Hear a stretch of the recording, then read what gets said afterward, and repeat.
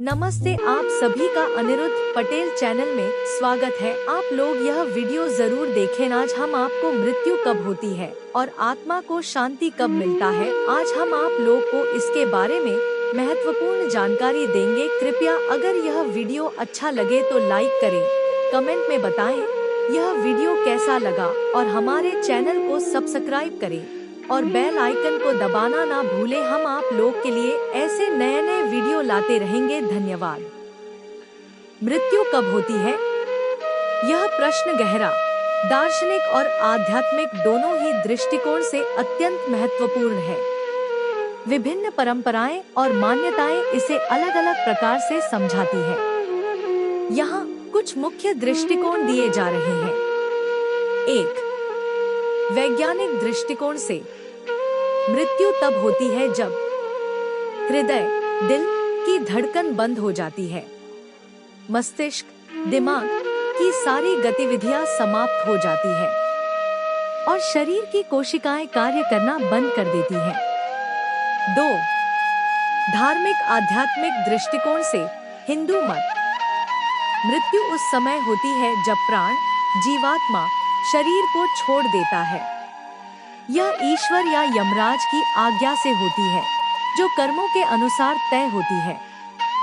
गरुड़ पुराण में उल्लेख है कि मृत्यु पूर्व निर्धारित होती है और जीव अपने कर्मों के फलस्वरूप किसी विशेष दिन, समय और स्थान पर शरीर छोड़ता है।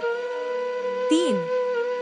कर्म के अनुसार यह भी माना जाता है कि जब जीव के संचित कर्म समाप्त हो जाते हैं तब मृत्यु आती है, या जब उसकी आयु पूर्ण हो जाती है, जो जन्म के समय ही विधि द्वारा निश्चित होती है। 4. भावनात्मक दृष्टिकोण। कई लोग मानते हैं कि मृत्यु केवल शरीर की होती है, आत्मा तो अमर होती है।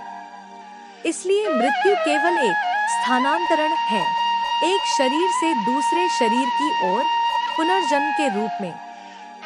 मृत्यु के बाद आत्मा को शांति कब मिलती है? यह प्रश्न अत्यंत भावनात्मक, धार्मिक और आध्यात्मिक दृष्टि से महत्वपूर्ण है। सनातन धर्म में आत्मा की शांति के लिए कई परंपराएं और नियम बताए गए हैं। शास्त्रों के अनुसार आत्मा को शांति तभी मिलती है जब वह मोहमाया, पाप कर्म और पुनर्जन्म के बंधन से मुक्त हो जाए। आत्मा को शांति कब मिलती है? शास्त्रीय दृष्टिकोण से 1. जब अंतिम संस्कार विधिपूर्वक होता है। यदि मृत व्यक्ति का संस्कार, अंत्येष्टि, विधिपूर्वक किया जाए, जैसे अग्नि संस्कार, पंचतत्व में विलीनता, तो आत्मा को प्रारंभिक शांति मिलती है। अगर संस्कार अधूरा या गलत हो तो आत्मा अशांत प्रेत बन सकती है। 2. जब पिंडदान, तर्पण और श्राद्ध होता है। गरुड़ पुराण के अनुसार मृत्यु के बाद 13 दिन तक आत्मा प्रेत योनि में रहती है। जब तक परिजन श्राद्ध, तर्पण और पिंडदान नहीं करते, आत्मा भूखी, प्यासी और असहाय रहती है। ये कर्म उसे ऊर्जा देते हैं और आगे बढ़ने का मार्ग प्रदान करते हैं। 3. जब उसके अच्छे बुरे कर्मों का न्याय होता है, चित्रगुप्त द्वारा। यमलोक में चित्रगुप्त आत्मा के कर्मों का लेखा जोखा प्रस्तुत करते हैं। जब उसे उसके कर्मों के अनुसार फल मिलता है, तब आत्मा को न्याय की अनुभूति होती है और यहीं से शांति की शुरुआत होती है। 4. जब मोक्ष प्राप्त होता है। आत्मा को पूर्ण और अंतिम शांति तभी मिलती है जब वह जन्म मरण के चक्र से मुक्त हो जाए। यह तभी संभव है जब जीवन में उसने भगवान की भक्ति, सत्कर्म, सत्य और सेवा का मार्ग अपनाया हो। ऐसी आत्मा वैकुंठ, कैलाश या परमधाम में चली जाती है, जहाँ केवल शांति ही शांति है। आत्मा की शांति के लिए क्या करें? कर्म उद्देश्य: अंतिम संस्कार, शरीर का पवित्र विसर्जन। पिंडदान, आत्मा को ऊर्जा देना। तर्पण, पितरों को संतुष्ट करना। श्राद्ध, आत्मा की उन्नति हेतु कर्तव्य। गीता पाठ बटा राम नाम, आध्यात्मिक मुक्ति के लिए। ब्राह्मण भोजन, पुण्य अर्जन एवं आशीर्वाद हेतु।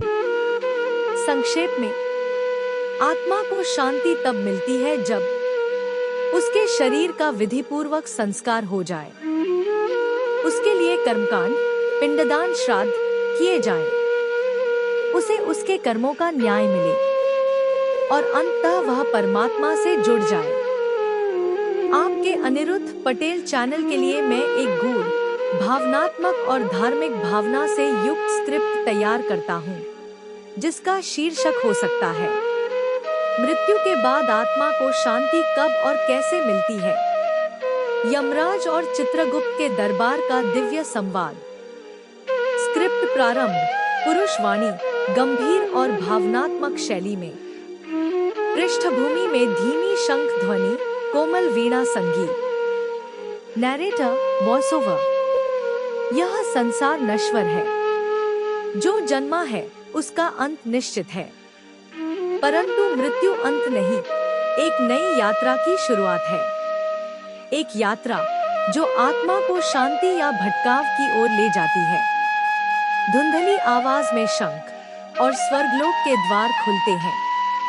दृश्य, यमलोक का दरबार। चित्रगुप्त सिंहासन पर, हाथ में कर्मों की पोथी। यमराज सिंहासन पर गंभीर मुद्रा में। एक आत्मा उनके सामने खड़ी है। चित्रगुप्त, प्रणाम यमराज।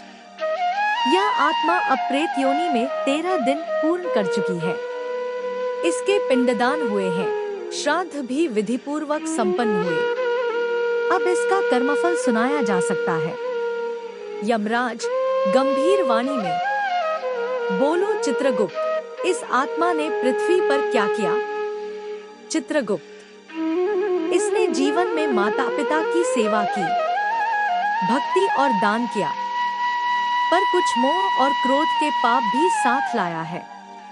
आत्मा कंपित स्वर में, हे यमराज, मुझे शांति चाहिए। मुझे अगला जन्म नहीं, भगवान का धाम चाहिए। निर्णय का क्षण। यमराज धीरे, गूढ़ स्वर में, शांति कर्मों से मिलती है और मोक्ष भक्ति से। तेरे परिजनों ने तर्पण किया, तेरे नाम पर ब्राह्मणों को भोजन किया गया, इसलिए तुझे स्वर्ग का मार्ग मिलेगा। पर यदि अगली यात्रा में तू केवल परमात्मा को स्मरण करेगा, तो तुझे मोक्ष प्राप्त होगा। आत्मा की रिहाई। धीमी रोशनी, आत्मा के चारों ओर प्रकाश का घेरा बनता है। वीणा और मंत्रों की ध्वनि। Narrator, voice over. जिस आत्मा के लिए पिंडदान, तर्पण और भक्ति से भरे कार्य किए जाते हैं, उसे केवल गंतव्य ही नहीं, शांति भी प्राप्त होती है। और जो नाम सच्चे मन से भगवान का ले, उसे मोक्ष की प्राप्ति भी निश्चित है। अंतिम संदेश।